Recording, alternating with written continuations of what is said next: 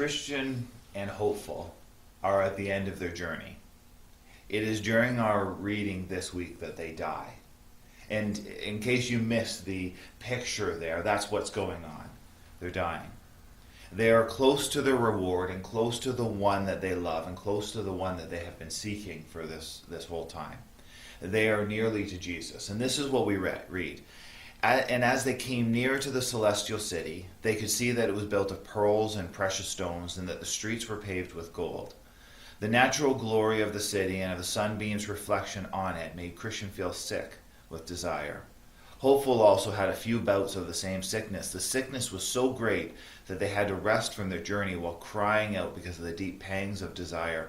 If you find my beloved, tell him that I am sick with love.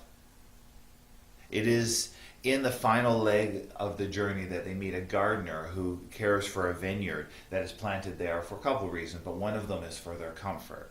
And they find some rest there, and then we read this.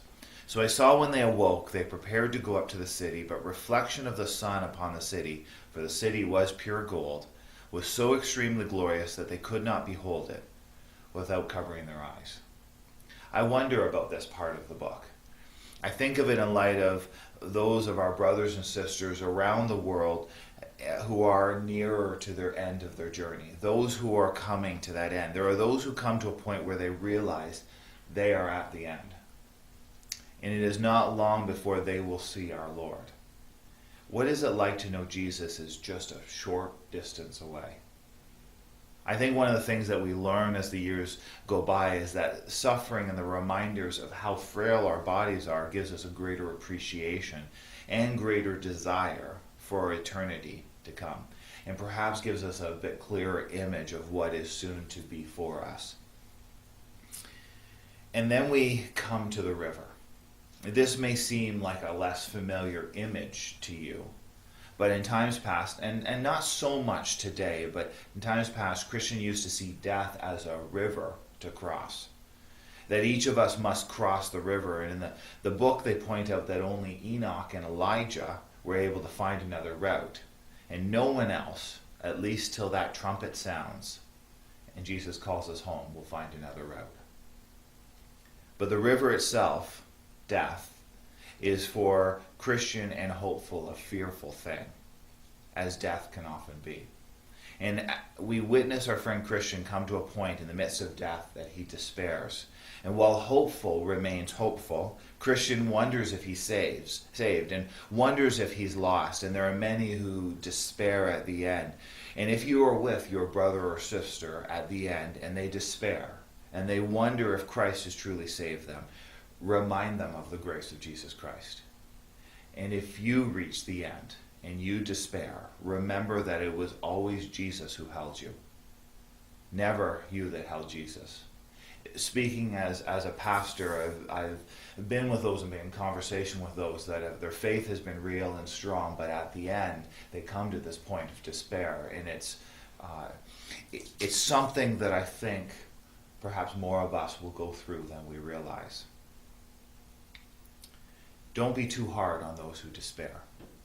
I think Satan goes after us when we are weakest, and there is perhaps no point in our lifetimes when we are more weak than when our bodies are about to fail. So be patient with those who despair, and remember in that time, if you despair, that Jesus Christ has saved you. Hopeful spoke to Christian, encouraging him to be of good cheer, reminding him that Jesus Christ would make him whole. And with that, Christian shouted out with a loud voice, "Oh, I see him again, and he tells me, when you pass through the waters, I will be with you, and through the rivers, they will not overflow you." Then we have, as Christians, just one hope. Do you realize that? Just one hope. No more, no less, and it's Jesus Christ.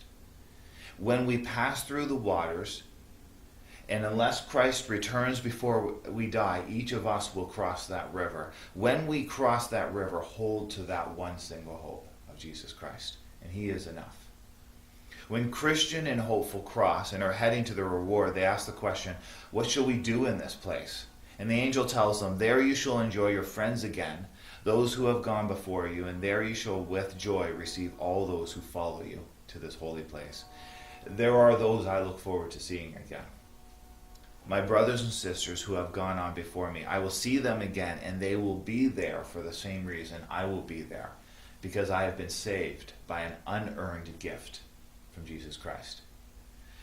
One of the verses of the song, Because He Lives, is beautiful and perhaps should be read at this point. And it goes like this.